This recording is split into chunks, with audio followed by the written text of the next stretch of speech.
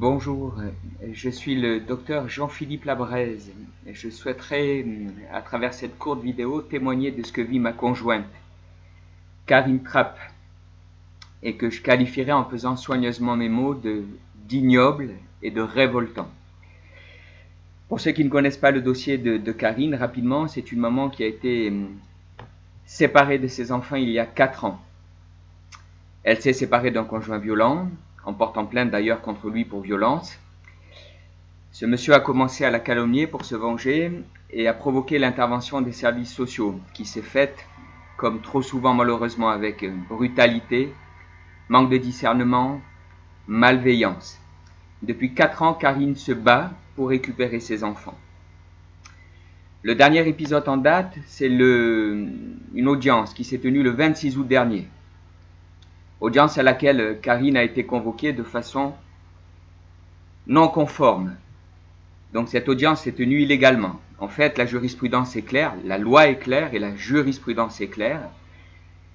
Elle dit qu'il faut 8 jours entre le moment où les parents retirent la convocation et le moment où cette audience a lieu. 8 jours minimum, pourquoi? Tout simplement pour permettre à la défense de se préparer correctement. Là, en l'occurrence, ce délai n'a pas été respecté. En amont de l'audience, Karine a souhaité attirer l'attention du magistrat sur le fait que ce délai était un délai absolument nécessaire. Pas de réponse. Elle s'est présentée le jour de l'audience et elle a été traitée avec le mépris habituel. Un magistrat qui s'est contenté de lui dire « Madame, l'audience va avoir lieu, j'ai fait ce que je devais faire ». Donc Karine s'est retirée brièvement, elle a sollicité l'avis d'un avocat. Elle est revenue, en fait, bien que sachant que cette audience se tenait illégalement, elle est revenue quand même pour pouvoir faire entendre ce qu'elle avait à dire. On lui a dit que l'audience était terminée et une demi-heure après, des gens sont ressortis de la salle. Voilà, donc l'audience s'était déroulée en son absence. C'était un déni de plus pour la justice. Le jugement est intervenu le jour même, jugement qui replaçait Noah chez son père. Pour information, la justice avait retiré Noah de chez son père en décembre 2018 en actant la santé extrêmement préoccupante de l'enfant, un état d'autisme social. Donc M. Rennes, le magistrat qui a statué le 26 août, sans aucune préoccupation pour Noah, le renvoie, permettez-moi l'expression, au casse-pipe, donc chez un papa qui n'est pas plus aujourd'hui en mesure de s'occuper de l'enfant qu'il ne l'était il y a 2 ans et demi. Mais le bien-être de Noah, tout le monde l'a compris, en tout cas ceux qui se sont penchés objectivement sur ce dossier, n'est la préoccupation de personne. Bien évidemment, le devenir de Karine n'est la préoccupation de personne. Un de ses enfants, donc du coup, elle le verra à Mende, et l'autre, elle le verra à Rouen, à plus de 800 km de là. Voilà, et bien sûr, la magistrate lui demande de travailler. Quelle violence, quel déni de justice. Donc, mais en fait, c'est une constante dans ce dossier. Les dénis de justice sont une constante dans ce dossier. Donc, juste quelques points pour illustrer mon propos. Il faut garder à l'esprit que le point de départ de ce dossier de l'intervention des services sociaux, ce sont les calomnies du père. Calomnies, les mensonges, la réalité concernant ce monsieur et le crédit qu'on peut accorder à ses propos, nous l'avons démontré. Nous avons démontré qu'il s'était, en tout cas, une plainte a été déposée dans ce sens près le procureur de la République de Mende, plainte qui traîne, qui a été déposée il y a plus d'1 an, que ce monsieur avait produit des fausses photos pour retourner la plainte de Karine contre elle et parvenir à la faire condamner. Donc une plainte a été déposée pour dénonciation calomnieuse et escroquerie au jugement.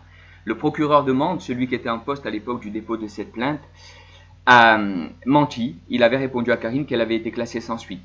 Celui qui a pris sa succession a rétabli la vérité en disant non, elle n'est pas classée sans suite, sauf qu'il ne l'instruit pas. Il ne l'instruit pas pourquoi? Parce qu'il sait très bien que s'il l'instruit, compte tenu des preuves, des éléments probants que nous avons apportés, ce monsieur, le père du cadet, sera traduit devant une juridiction qui entrera très vraisemblablement en voie de condamnation, et ça démontrera que le point de départ que ce dossier en fait est vicié et corrompu dès le départ par le mensonge de ce monsieur. Et le procureur ne le souhaite pas parce qu'il désavouera dans le même temps les magistrats qui ont statué jusqu'à présent. Donc ça déjà en soi, c'est vraiment très édifiant. Et si la justice était une justice digne de ce nom, rien que sur la base de cet élément-là, factuel, indiscutable, elle mettrait un terme à tout ce qui a été fait jusqu'à présent. Elle dirait « Mon Dieu, nous nous sommes trompés, reprenons ce dossier depuis le début, sur la base des faits, de la vérité, en donnant à la parole de Karine, par contre, la place qu'elle mérite, et rétablissons la vérité et la justice. » Non, ces gens-là persistent et signent. De même que la magistrate, Madame Lalande, encore une fois, c'est important parce que c'est édifiant. Lorsqu'elle a replacé Noah pour 15 mois en octobre dernier, elle avait dans les mains le rapport de la protection judiciaire de la jeunesse. Rapport qu'elle avait elle-même demandé, je le rappelle, et qui a été l'extrême bienveillance de la maman et préconisé le retour de l'enfant au domicile. Qu'a-t-elle fait? Pas du tout. Elle a replacé l'enfant pour 15 mois. Le rapport l'a gêné, il a été mis sous le tapis et l'enfant a été replacé. Cette dame est mutée, elle part à Castres. Mais avant de partir, manifestement, elle a décidé d'asséner un dernier coup à Karine Trapp.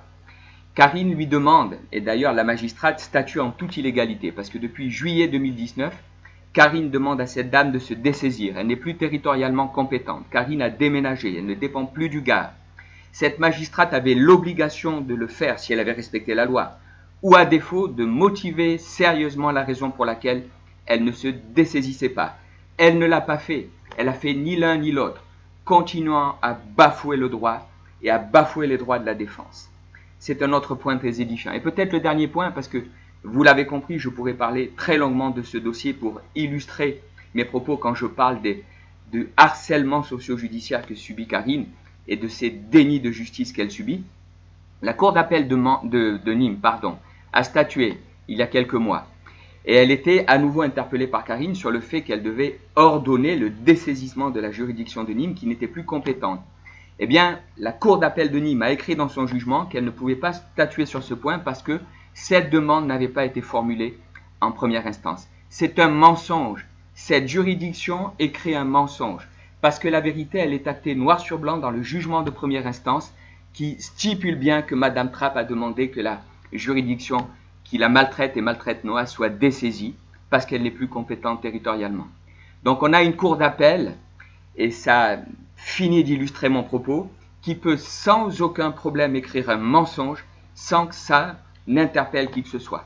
Et c'est la raison pour laquelle aujourd'hui, moi, citoyen, conjoint de Karine, médecin, qui voit ma conjointe détruire sa santé puisqu'elle est à plus de 6 mois de grève de la faim, qui la voit mettre sa vie même en danger, parce qu'en tant que maman extrêmement bienveillante, elle redemande et elle demande avec constance un droit légitime qui est celui de s'occuper de ses enfants.